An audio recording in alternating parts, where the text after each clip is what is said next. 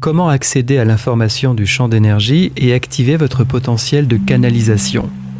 L'énergie est définie par l'ensemble des fréquences et les fréquences comportent des informations. Quand vous observez les ondes radio, vous ne pouvez pas voir les ondes radio comme telles, mais pourtant, vous savez qu'elles existent, qu'elles sont présentes autour de vous et qu'elles sont capables de traverser la matière. Sur ces ondes radio, il y a un signal, une ou plusieurs informations bien spécifiques.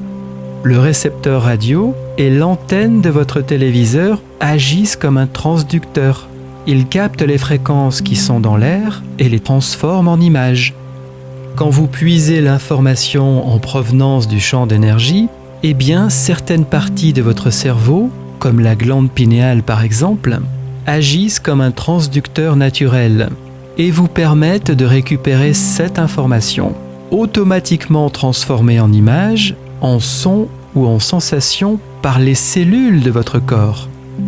Ce processus est appelé une canalisation ou une mise à jour des informations qui peuvent vous servir à vous développer. Quand vous commencez à vous connecter naturellement au champ d'information, vous commencez à avoir des expériences intérieures, des sensations physiques, physiologiques, claires et précises. En observant la nature de vos pensées et la fluctuation de vos émotions, vous commencez à savoir ce qui est en train de se passer en vous. Vous êtes en fait toujours en train d'envoyer et de recevoir de la lumière et de l'information, tous les jours, tout le temps, à chaque instant. Et d'un point de vue plus global, nous affectons le champ d'énergie terrestre autant que le champ d'énergie terrestre nous affecte quand nous sommes en phase de canalisation ou de projection. Implicitement, nous avons un impact direct sur le cours des choses, avec des conditions bien particulières sur ce phénomène. Mais si vous êtes dans un certain état d'esprit, vous pouvez créer un champ d'information qui entre en grande dissonance avec ce qui existe. Un champ extrêmement incohérent avec un signal très peu clair. Et les effets que vous produisez en envoyant cette information désordonnée, non structurée, ont en fait beaucoup moins d'effet sur la nature de la réalité que lorsque votre cœur et votre cerveau sont alignés dans la même direction, vers la même intention.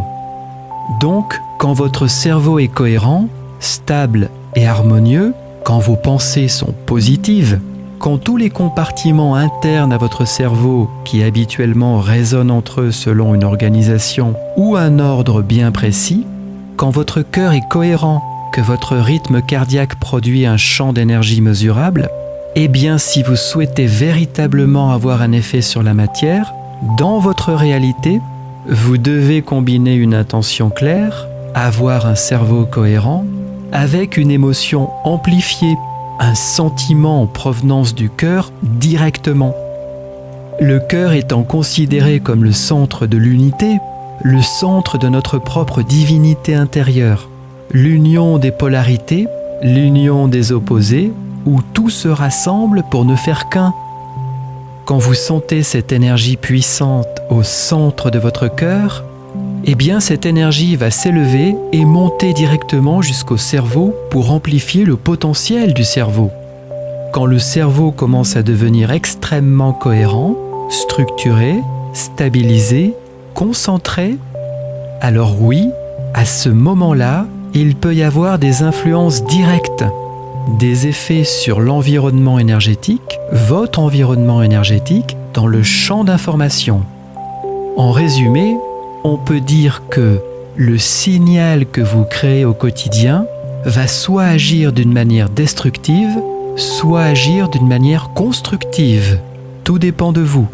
Par exemple, si vous sentez constamment de la peine pour vous, de la tristesse, de l'amertume, de l'anxiété, du désespoir, si vous voyez les choses de manière négative, eh bien vous émanez, vous diffusez ce signal dans le champ d'information. Et ce que vous dites, d'un point de vue cérébral et vibratoire, c'est que vos expériences sont égales à votre souffrance. Mais vous l'amenez de telle manière que vous attendez que quelque chose vienne vous surprendre et ne vous laisse aucun doute sur le fait que vous avez créé ce résultat. En d'autres termes, Vous ne vous sentez pas puni pour avoir fauté ou commis une erreur, mais vous vous sentez puni par vos fautes et vos attitudes elles-mêmes. Et bien sûr, le cas inverse est aussi vrai. Quand vous enseignez à vos amis comment ils peuvent se connecter au champ d'énergie, au champ d'information en lien avec leurs rêves et leurs projets, comment ils peuvent véritablement croire en leur succès futur, plutôt que de continuer à être bloqués par les échecs qui ont défini leur passé.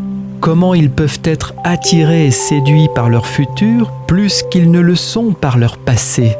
Et comment ils peuvent à la fois combiner cette intention claire de leur futur et commencer à sentir les émotions liées à leur futur avant que celui-ci ne se soit véritablement manifesté dans leur vie. En combinant une intention précise avec une vision claire de votre futur, vous diffusez dans le champ d'information, dans le champ d'énergie, une signature vibratoire complètement différente. Ce qu'il faut retenir, ce qui est le plus important dans ce processus, c'est qu'au plus vous êtes conscient de cette énergie de création et de manifestation, au plus vous composez et attirez votre futur à vous. Mais à chaque fois que vous laissez un événement extérieur vous mettre dans un état de colère, d'anxiété ou de frustration, eh bien vous augmentez les risques d'être déconnecté des énergies de création et de construction pour laisser place à des énergies de destruction ou de stagnation en lien avec votre passé et les émotions qui persistent encore, et par conséquent d'avoir moins d'impact sur la nature de la réalité. Vous êtes de la matière en train d'essayer de changer de la matière. Vous vous sentez impuissant, incapable de satisfaire votre intention de départ. Vous essayez de contrôler en espérant bien sûr que tout aille dans votre sens. Mais dès qu'une personne est capable de soutenir ou de maintenir cet état d'esprit modifié, cette vision claire du futur pendant un certain temps, alors les choses commencent à changer de manière plus agréable. Vous commencez à avoir un certain nombre de synchronicités sur votre chemin, un certain nombre de signes bien particuliers. Vous commencez à avoir un certain nombre de coïncidences, des opportunités, toute une série d'informations qui arrivent apparemment de nulle part dans votre vie, mais qui en fait vous disent que vous êtes connecté au champ d'information et que vous commencez à interagir avec lui, en voyant et en comprenant les signes qu'il vous envoie. De plus en plus de personnes en conscience de ce phénomène sont en train d'utiliser ce principe pour créer leur nouvelle réalité et se sentir beaucoup moins victimes des influences extérieures, de la manipulation de nos sociétés ou encore des systèmes dans lesquels nous sommes impliqués. Quand vous changez votre manière de penser, votre manière de ressentir les choses avec les éléments extérieurs qui tentent de contrôler votre vie, eh bien vous réalisez que vous développez votre pouvoir de création, que vous devenez le seul et unique créateur de votre vie, et que vous commencez à voir et à mesurer concrètement les changements envisagés dans votre vie. Vous allez commencer à faire beaucoup plus attention à ce que vous faites au quotidien pour éviter de répéter les erreurs du passé. Vous allez faire beaucoup plus attention à la qualité de votre énergie et à la qualité de vos intentions envoyées dans le champ d'information pour manifester les résultats que vous souhaitez obtenir dans votre vie.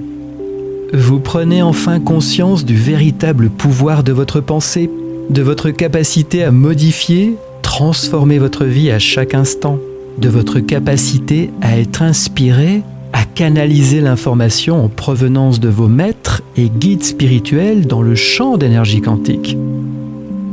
Notre cœur a la capacité de conserver en lui toutes les impressions de nos souvenirs. Notre cœur communique différemment de notre esprit, et nous communiquons avec notre cœur d'une manière différente de notre esprit analytique. Le cœur possède des neurones senseurs qui ont 3 fonctions bien spécifiques. Ils apprennent, ils se souviennent et ils pensent indépendamment des cellules de notre cerveau et peuvent aussi être syntonisés, harmonisés pour fonctionner ensemble avec les cellules nerveuses du cerveau. Maintenant, pensez bien à ceci. Nous avons 2 organes séparés physiquement, un cœur et un cerveau, qui partagent un réseau neuronal étendu, qui a été rendu possible par une fusion génétique qui est arrivée il y a au moins 200 000 ans et qui a fait ce que nous sommes aujourd'hui, des êtres intuitifs extrêmement puissants. Dans nos sociétés modernes, nous sommes façonnés à l'image de notre cerveau, de notre mental analytique, et nous avons tendance à minimiser l'importance de notre cœur, à réduire le pouvoir de l'intuition qui vient directement de notre cœur pour nous permettre de mieux comprendre notre société et toutes les dimensions et les influences qu'elle représente. Certaines cultures d'Amérique du Sud développent dès le plus jeune âge leur capacité à penser, à mémoriser et à ressentir à partir du cœur avant même de comprendre le monde physique. Quand nous décidons d'harmoniser, de synchroniser notre cœur et notre cerveau ensemble, eh bien nous récupérons nos capacités à transcender naturellement nos limitations inconscientes. Quand nous harmonisons énergétiquement le cœur et le cerveau ensemble, quand nous les connectons en un seul réseau neuronal étendu, eh bien les neurones de notre cœur et les neurones de notre cerveau nous donnent accès à un potentiel de compréhension et de traitement de l'information bien plus puissant, bien plus intuitif. Nous devenons capables de comprendre, de réfléchir et de résoudre nos problèmes extrêmement rapidement. Nous sommes capables de nous connecter au champ d'information, de récupérer dans ce champ l'information dont nous avons besoin et de rappeler instantanément les souvenirs liés aux lieux et aux événements que nous traversons dans notre vie, dans cette dimension.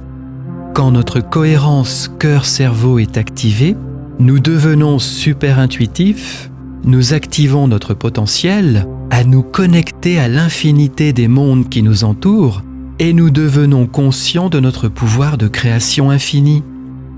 La cohérence cœur-cerveau nous permet d'accéder à notre véritable essence, à la conscience de création et de manifestation originelle. La cohérence cœur-cerveau ouvre les portes de notre subconscient, sans devoir utiliser l'hypnose par exemple, pour comprendre et soigner seuls les blocages qui ont pu nous freiner dans notre développement personnel ou professionnel jusqu'à présent. À partir du moment où nous nous incarnons, à partir du moment où nous entrons dans le ventre de notre mère, et ce jusqu'à nos 6 ans, nous absorbons de notre environnement les schémas sociaux, les programmes culturels, les modèles de personnalité et les attitudes de nos parents. Nous sommes comme une éponge. Nous sommes dans un état d'esprit appelé trans-hypnagogique. À ce moment-là, nous n'avons aucun filtre particulier. Et c'est la manière qu'utilise la nature pour nous préparer à vivre dans le monde actuel. Nous absorbons tous ces programmes inconsciemment de telle manière que nous puissions apprendre à répondre au mieux aux multiples stimulations que la matrice et le monde nous envoient. Tout au long de notre vie, nous allons devoir faire face à des schémas, des situations complexes en lien avec nos relations amoureuses, nos relations professionnelles, nos relations familiales, dans la relation que nous avons avec notre corps et nos organes. Toutes ces relations sont en lien direct avec ces programmes inconscients enregistrés entre le moment de la conception et l'âge de 6 ans. Et c'est en entrant dans notre subconscient que nous pouvons les remplacer par des programmes nouveaux, des pensées et des émotions qui désormais sont au service de nos intérêts, de notre transformation personnelle, de notre évolution vers la meilleure version de nous-mêmes au quotidien. L'harmonisation du cœur et du cerveau nous donne un accès extraordinaire vers des états d'intuition profonds, des connexions directes aux informations situées dans le champ d'énergie quantique, la possibilité de recevoir des messages clairs et puissants de la part de nos maîtres, de nos anges et archanges, des guides spirituels en provenance des plans de conscience plus élevés, et de comprendre que nous vivons dans une simulation. L'harmonisation cœur-cerveau nous permet non seulement de canaliser directement l'information présente dans le champ d'énergie universel pour transformer notre vie, mais elle permet d'avoir un accès instantané et continu, un lien permanent avec le monde du vivant, visible et invisible, qui nous entoure, afin de renforcer notre capacité d'expansion et d'élévation spirituelle. Le corps interprète la cohérence cœur-cerveau comme un processus de guérison universelle, une vibration d'amour et de paix intérieure en relation avec les plus hautes consciences de l'univers. Tout ceci est rendu possible grâce à l'interaction de nos deux réseaux neuronaux, celui du cœur et celui du cerveau, et notre volonté, notre force intérieure, notre capacité à modifier physiologiquement notre cerveau et développer de nouvelles connexions à chaque fois que nous pensons, sentons, apprenons et imaginons quelque chose de bien précis pour nous. C'est ce que l'on appelle la neuroplasticité. La science moderne, l'épigénétique, nous dit qu'il faut environ 3 jours pour développer un réseau neuronal complètement nouveau qui nous permettra d'accéder aux nouvelles demandes pour aller vers la meilleure version de nous-mêmes, pour créer un monde meilleur, pour un avenir meilleur sur cette terre et pour tous ceux qui souhaitent aller dans ce sens-là. Nous avons tous la capacité de le faire consciemment, en résonance avec toutes les dimensions et les formes de vie qui existent dans cet univers et dans tous les plans de conscience parallèles à notre monde. Le problème que nous avons en tant qu'humains, c'est: avons-nous suffisamment la foi pour croire sans voir, pour accepter qu'il existe autre chose que ce qui nous est présenté? Avant de vous laisser, je souhaiterais attirer votre attention sur la série Messiah, le Messie, proposée par Netflix en ce début d'année, et qui nous invite à questionner notre rapport à la liberté et notre capacité à mesurer notre degré de conditionnement dans la matrice, notre capacité à transcender les limites de notre perception du monde, notre capacité à aller au-delà de la Maya, au-delà de l'illusion et des principes liberticides, au-delà de l'illusion de la matière et des principes liberticides qui nous sont imposés dans cette matrice, notre capacité à aller au-delà du traitement de l'information proposé par les médias traditionnels.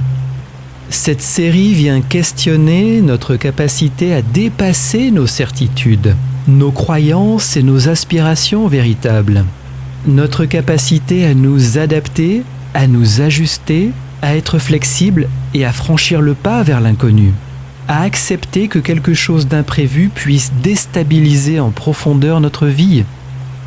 Cette série vient questionner notre capacité à redéfinir nos priorités, notre compréhension et notre perception de la réalité, notre capacité à nous raisonner, à choisir la paix et non la guerre, notre capacité à choisir l'amour et non la haine, notre capacité à déterminer le véritable sens de notre existence, notre capacité à décider et à choisir seul ce qui est bon pour nous, notre capacité à ne plus nous laisser conditionner par un système de valeurs contraire à notre épanouissement personnel, notre capacité à nous détacher d'un système contrôlant, appauvrissant et destructeur.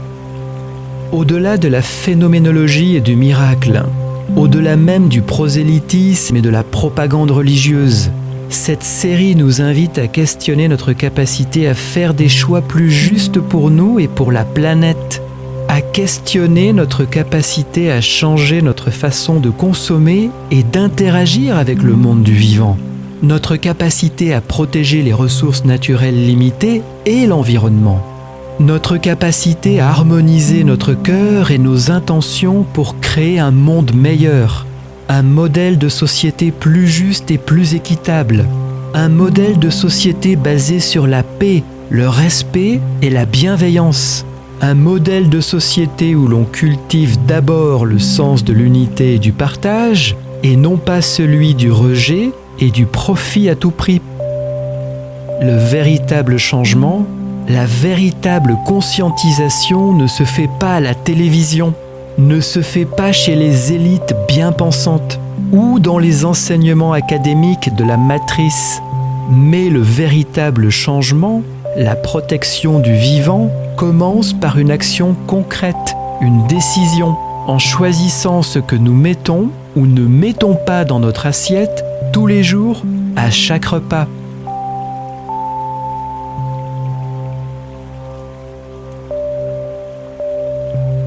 Soyons Incarnons dès aujourd'hui le changement que nous souhaitons voir dans le monde.